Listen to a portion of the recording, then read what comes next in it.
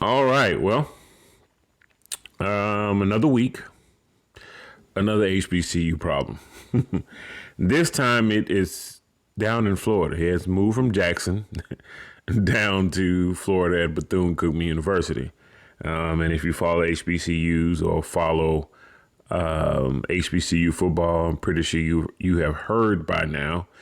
Heck, even if you don't follow HBCU football, you have heard by now the saga between Ed Reed and Bethune-Cookman University. Back in December, the university hired the Pro Football Hall of Fame safety to be its next head coach, or rather say, announced that he would be the next head coach. And while he was there, he ran into several frustrations with the university that he got to the point where he needed to air it out on social media. And so that's going to be our topic this week. So we'll get right back into it. When we come back, I'm going to let you see and hear the clip first, and I'm going to dive right to it, in my opinion, on where I see Ed Reed was right and where he was wrong, and where I see the university was right and where it was wrong, and really how this situation really ties into all of HBCUs, and to me, it shed a light on a bigger problem that seemed to be mirroring across the HBCU space. So, so when we come back, I'm going to let you know just how I see it right after this.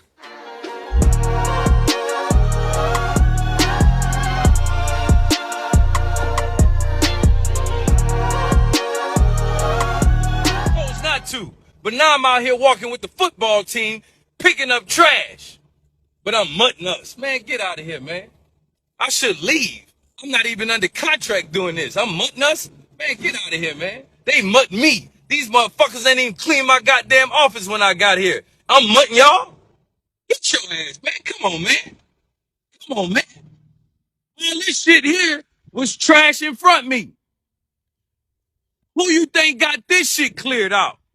That building right there got trash in it. It's fucking trash. What are you talking about? I need no goddamn donors to come out and help out, because people just want money. That's why I don't fuck with. We back. So I guess you heard all of that. It was quite a bit, quite a lot, and Ed Reed definitely voiced his frustrations, for sure. And I know a lot of people that follow the situation, and one of the responses to the situation was, that the way that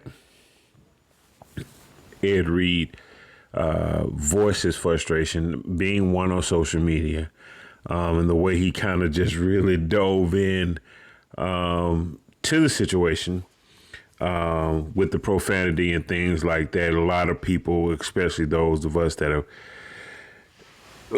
gone to HBCUs and graduated from HBCUs, a lot of people didn't take too kindly to him going in on Bethune-Cookman that way.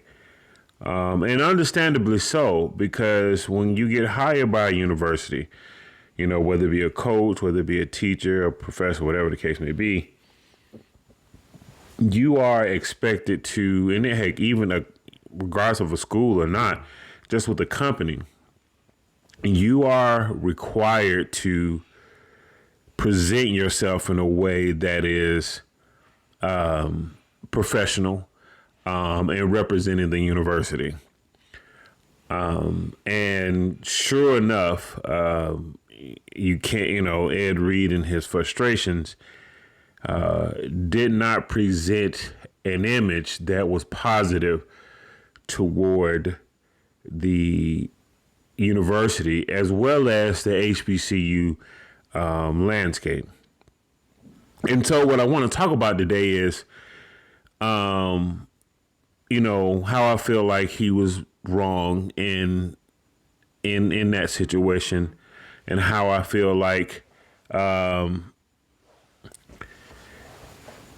university is wrong in the situation, and how a lot of it could have been avoided had just certain things taken place prior to the hiring. I know a lot of stuff has happened since that announcement. He's been relieved or no longer considered a candidate for the job. There's been a protest at the school. There's been interviews that have been had, and in a short amount of time, it has somewhat made national news, so to speak, because I've seen segments about it on ESPN, on different talk shows, and rightly so, because again, Ed Reed is a Hall of Famer. He's a recognizable face, especially in the world of football and athletics. So if something goes down with him, because he is a Hall of Famer, it's going to go national at some point. And so Ed Reed, Pro Football Hall of Famer, played safety for the Baltimore Ravens mainly, also played with the New York Jets as well as the Houston Texans, and have had a very successful career, hence being in the Pro Football Hall of Fame. After retirement, he's worked with, several schools, I think high schools, and from his home state in Louisiana. And most recently, he was on the staff at the University of Miami in regards to player development and things like that. And so he was looking for an opportunity to become a head coach. And much like I would say one of his mentors in football, and I guess as well as coaching, Deion Sanders, I can honestly say from what I do know of Ed Reed that he does have a heart for the kids. And so that really, from what I know, Ed is a very passionate guy, extremely passionate, and he's a different kind of passionate than Deion. Deion is rather, for lack of a better word, flamboyant, but Ed is more or less like rough, grind out, like I will beat you down type passionate. But that's just what he comes from, being from Louisiana, going to the university and playing for the University of Miami, and just, he embodies what those two places were about when it comes to life and football. And so you have the situation with Bethune-Cookman. He gets hired, and based off his, live session that he did, from the moment he's gotten the job, he's had to deal with things and some frustrations that he felt like he shouldn't have to deal with. And he expressed them while on live, and talking to people on live and responding to people. Here's the problem, and here's where Ed Reed was wrong with that. Number one, you are representing the university or employer that has hired you to do a job. And once you do that, just like with the NFL, it has certain rules of conduct and codes of conduct, just like I'm sure the University of Miami has, codes of conduct. There are codes of conduct in every situation. And clearly, Ed broke those, if you will. And that's honestly, regardless of whether or not it's an HBCU or not, that's just not how you handle your frustrations, by airing them out publicly, number one, and two, on social media. especially when you're representing university. You also, which is for me probably the bigger thing, is that you are a coach, a head coach. And not only are you representing the university, but you're also an example to the kids you're going to be coaching. You also are an example to the staff that you have. And what you don't want to create is a situation where there's an open policy, so to speak, of kids or even coaches when they get frustrated airing out the dirty laundry on social media, creating a distraction and a bigger problem for your program. What you also don't want is to put yourself in a situation of do as I say and not as I do. Again, that takes away from the validity of you being an example. And it does tarnish the image of your place of employment or future employment. So that's where I feel like Ed was wrong. Where I feel like Ed was right is that he was right to be frustrated with what he was dealing with. If the things that what he was saying were true, he has every right to be frustrated. And I'm going to get to that later on, how that was right to be frustrated, because I don't think that needs to be lost in being so upset or disgruntled with how he vented his frustrations. Now, Bethune-Cookman, because of that, and because I guess the ongoing frustration, they decided for themselves, is to part ways or to no longer continue the process of bringing him on as the head coach of the university. Because of, and I'm sure that it definitely because of the social media outburst that he had.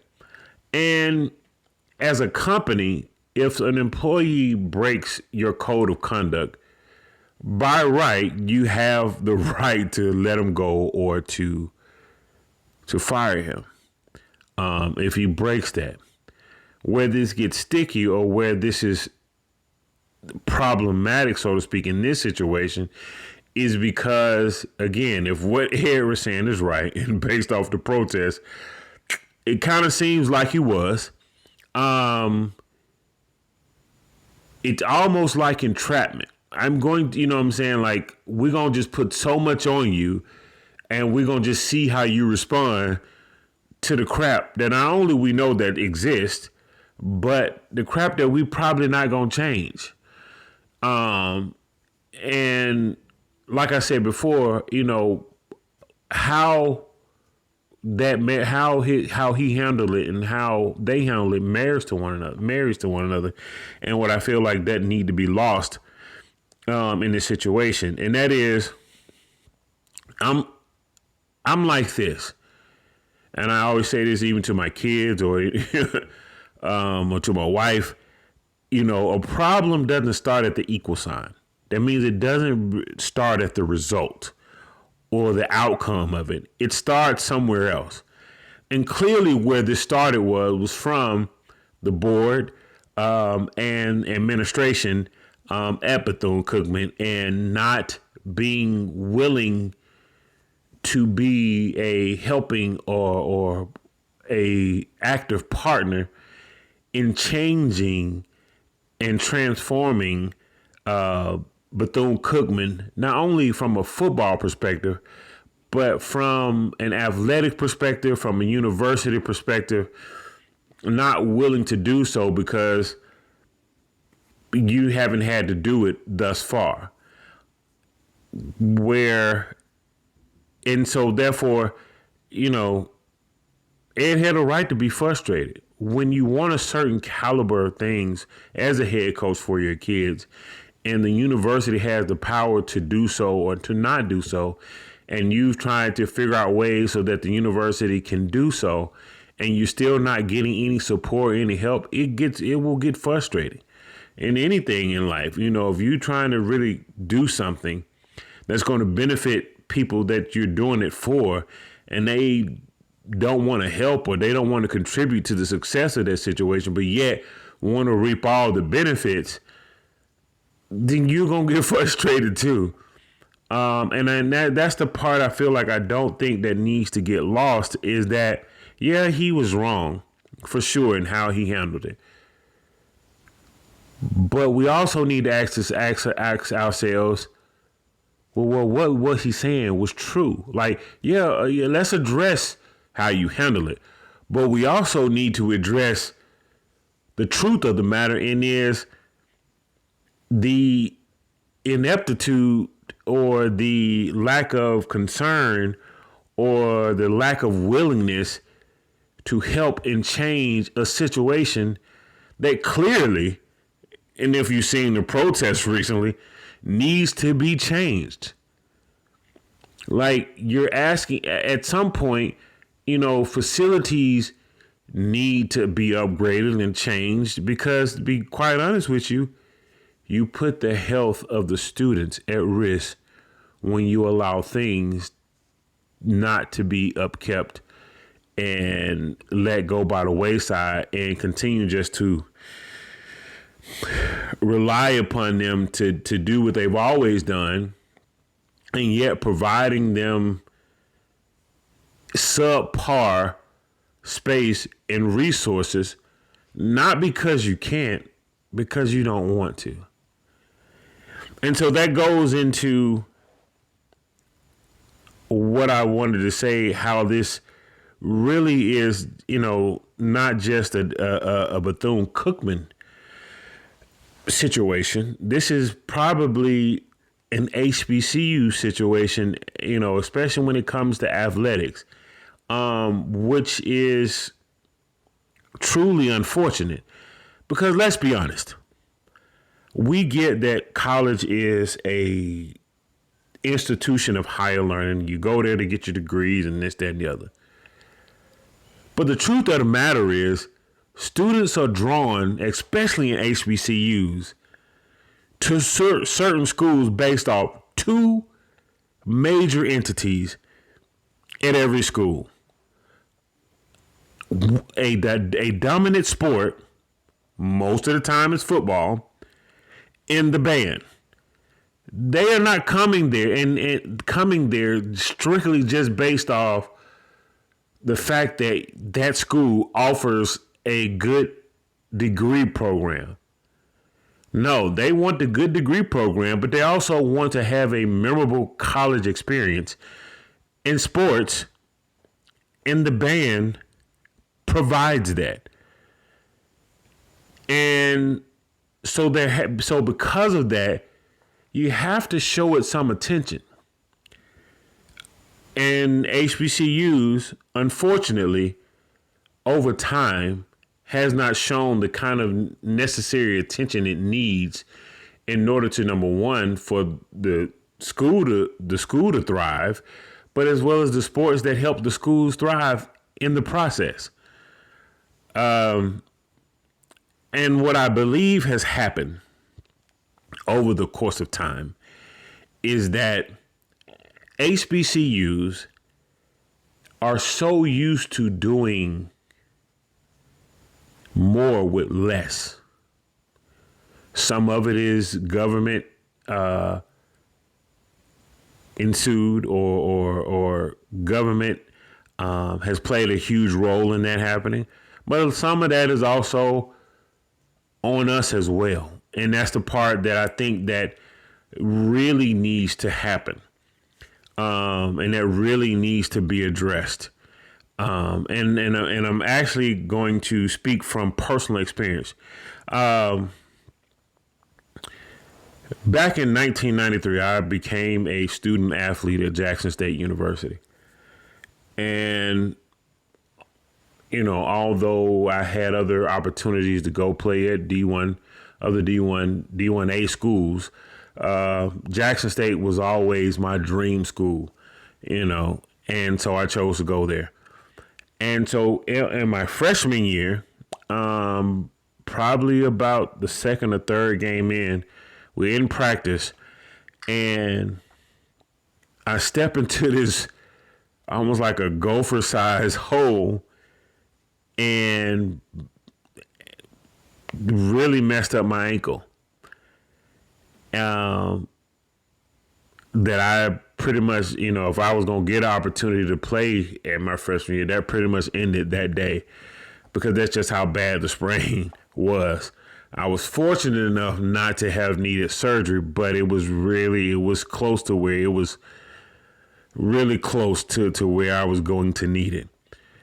I also know that a teammate of mine by the name of Mark Walker on that same field in our senior year, who had a really good college career to where he definitely was headed in the right direction to be in the pros. And his senior year, that field, stepping wrong into a hole, tore his Achilles. Now, why am I bringing up something that happened way back in 1993? Well, that field had not been repaired, had not been fixed until 2020, when we got the new practice field. The school had not done anything to make sure that that field was suitable for us to practice on, without it injuring us in the process. As well as the track that went around that field was in very bad condition. And we're talking about something that did not change, was not fixed, was not upgraded in over, at least from what I know, from the time that I was there, 30 years. Now, that was, from what I also know, that's the same field that was used prior to me arriving at Jackson State University. And so I bring that up because is that the school, and I'm pretty sure this is the situation at Bethune and some other schools, did not see a need to fix the field because we were winning. And so what's the need of fixing something if it's not hindering you from doing what you're supposed to do, and that's win football games? And so what I want to say is that at some point, HBCUs, and I said this in my very first episode, something or alluding to it, at some point we have to stop operating as if, number one, we don't have. Now, yes, in comparison to other schools, especially the PWIs, we would be considered underfunded. But as I'm thinking about this whole situation, one of the things that we can always say that as African Americans that we take credit for is to be able to make something out of nothing. To be able to take scraps like cornmeal and create grits. To be able to take the scraps from a pig after it's been slaughtered and make bacon.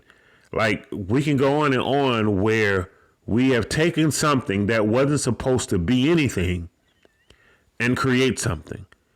And so when I say that is that we have the ability, because we have the minds, some of our graduates are some in some of the highest positions corporately, governmentally in the land. So we have the minds and the brilliance to be able to, if the government doesn't give us something, then we can create and produce our own. We just have to use the creative mind that God gave us. But the problem is that those that are in the top offices or in the administration has no desire to allow those things to happen. Now I'm going to say something that might get me in a little bit of trouble with Jackson State. But at this point, because I do care about HBCUs and I do definitely care about Jackson State football program.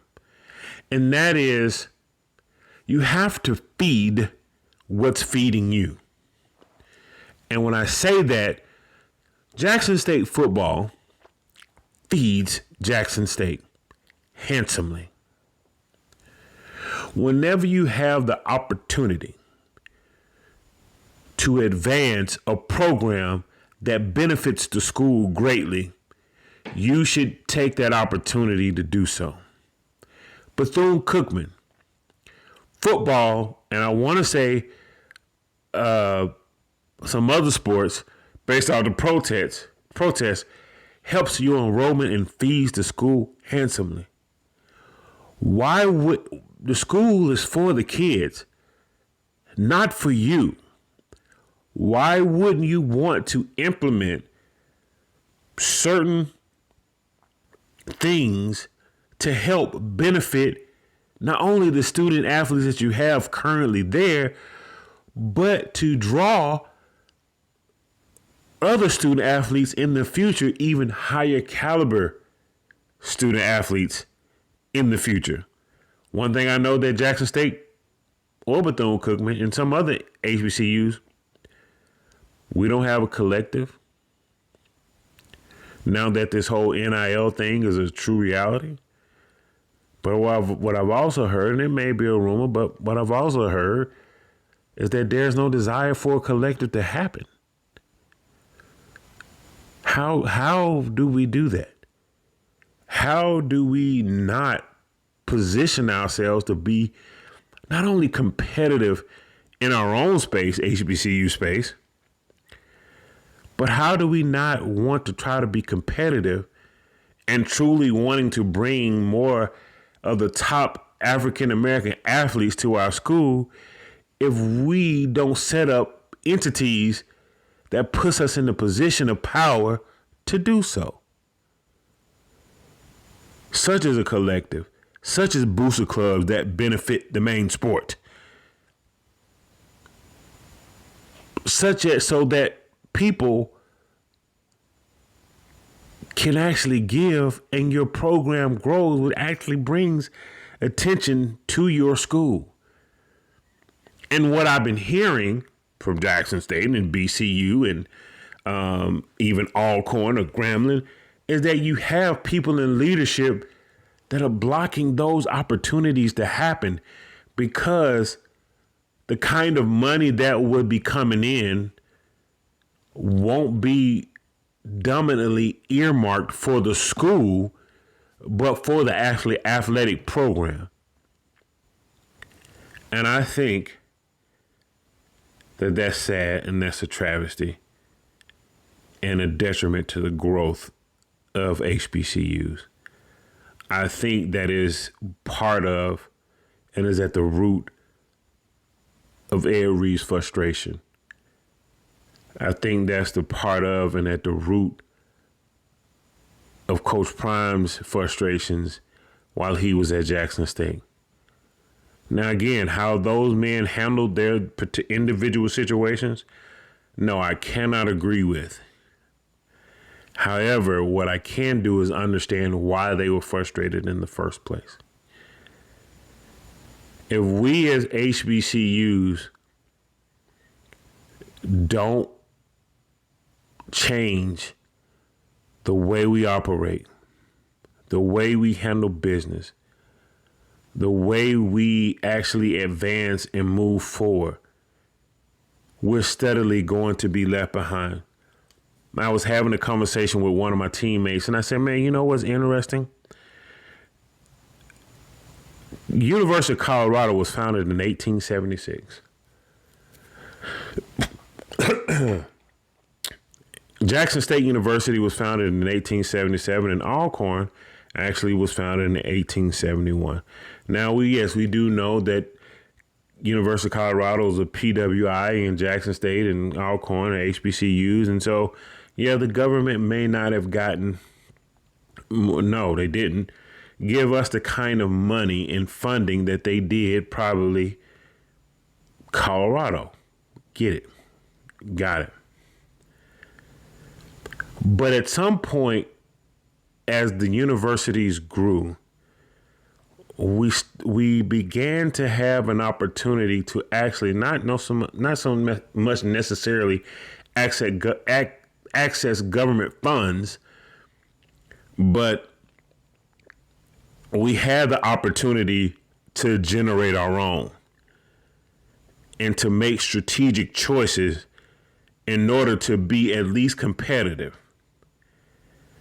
And looking at the state of our program,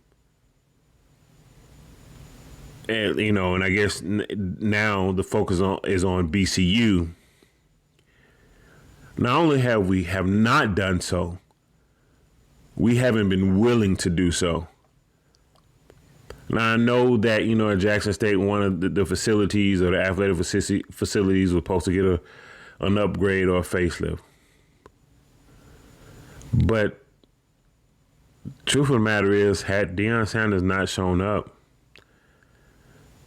there's no telling, number one, when that would have gotten done. And number two, as far as the field, we'll probably be still working out and on that same raggedy field that heck I practiced on in 1993. And that's a sign of a much bigger problem and a much, much bigger issue. And that is, we have to ask ourselves, is our infrastructure the way that it needs to be?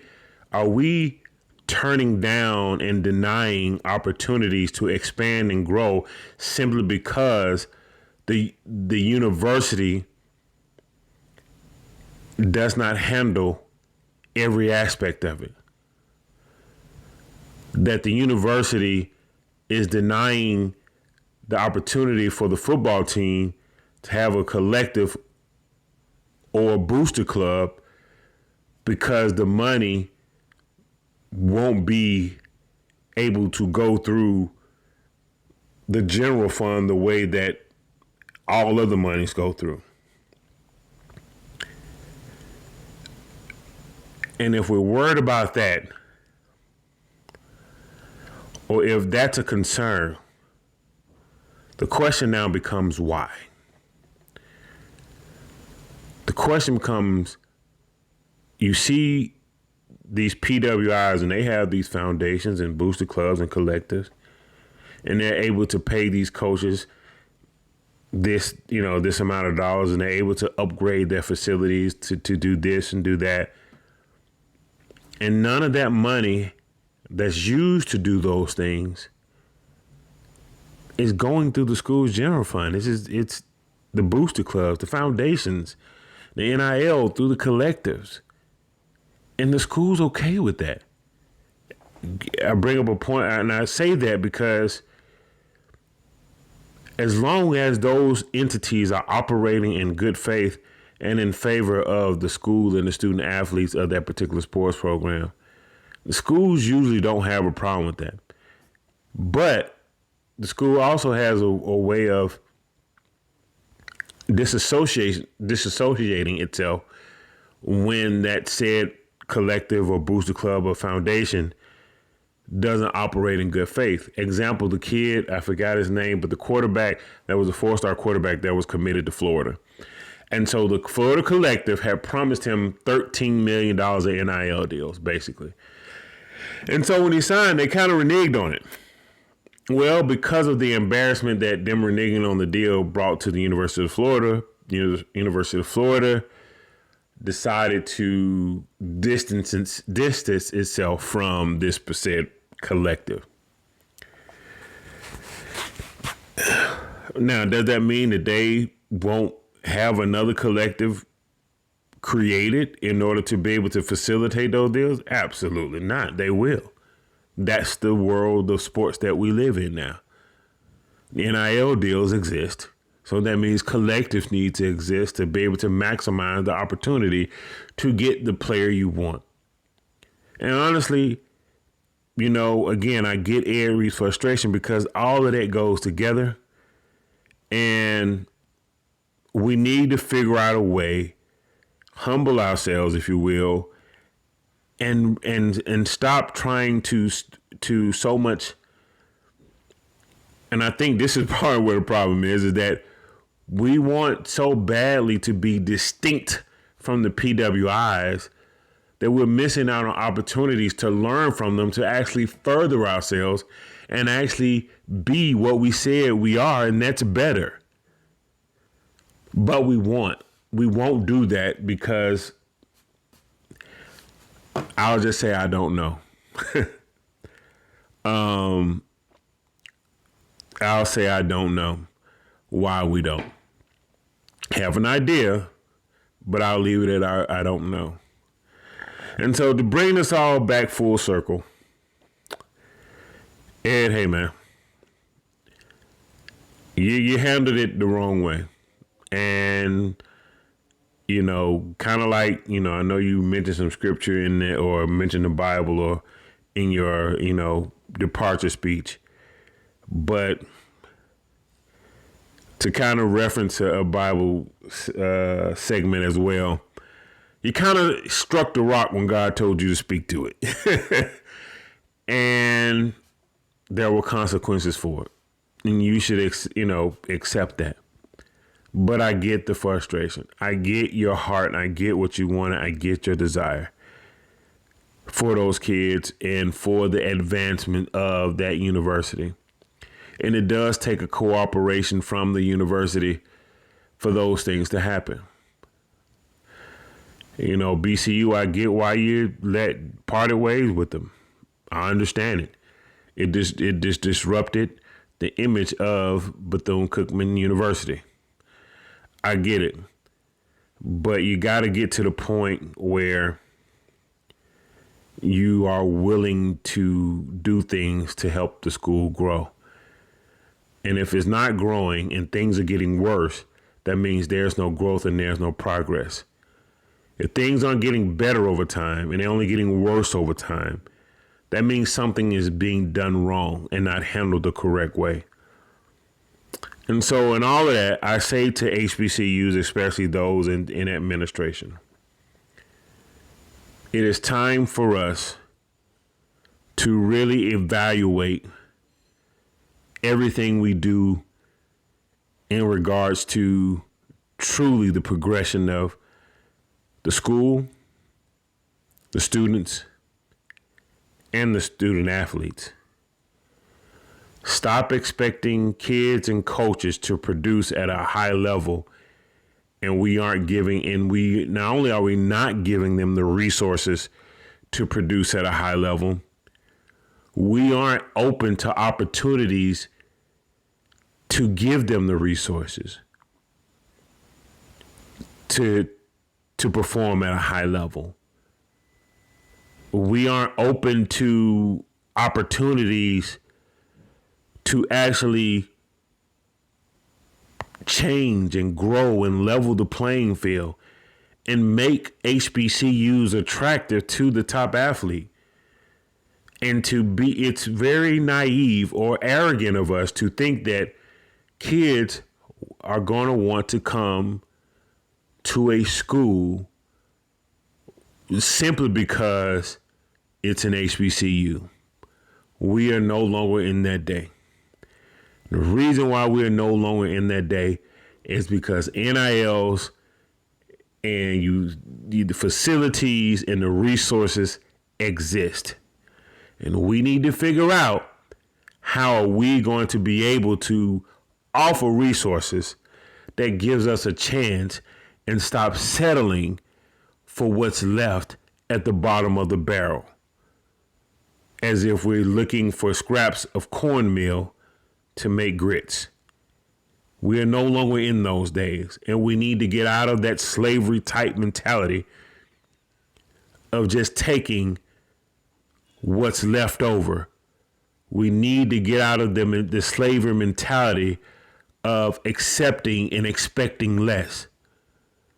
And we need to stop taking advantage of the fact that that's all people expect from us. So there's no need to do anything different. As alumni, we need to challenge the administration of our beloved schools to do more, to go out and find creative ways and resources so that we can start bringing some of those high valued athletes back to the HBCUs. And so it doesn't take a celebrity coach or a famous coach to draw them. There again, we're expecting more with less of an investment other than just hiring a coach. We're not looking at things or finding ways to produce money or resources or take advantage of partnerships and relationships to really give ourselves a fighting chance and to really give these kids an experience that takes the HBCU experience to a higher level. Like, just imagine, like I was, and I'm going to end this after this. I was looking at the Colorado facilities, and the only thing I could think about, like, what if HBCUs at the minimum could offer something close to that type of facilities and bring student athletes in to show them something like that? We would need a Dion or an Ed Reed or an Eddie George or Hugh Jackson to get those type of athletes to our schools. We wouldn't need them because we would have the things that actually grabs these kids' attention. So the Bethune-Cookman situation actually brings light to a bigger situation. And that it's time for us as HBCUs to grow and to change. Get out of the old way. Quit being stubborn. If you're being greedy and you're hiding money through the general fund, stop that. If you are, not saying the money is, but if you are, stop that. And actually put the focus on where it's supposed to be. And that's those kids that are attending that school. And put the focus on actually growing the school by actually investing to the strong areas of the school and having that continue to feed the other areas of the school. But you got to put an investment. I know some people are going to disagree, and that's cool. But HBCUs, it's time for us to change. Time for us to grow. Time for us to make progress. And that's just how I see it. Until next time, y'all be good. Peace.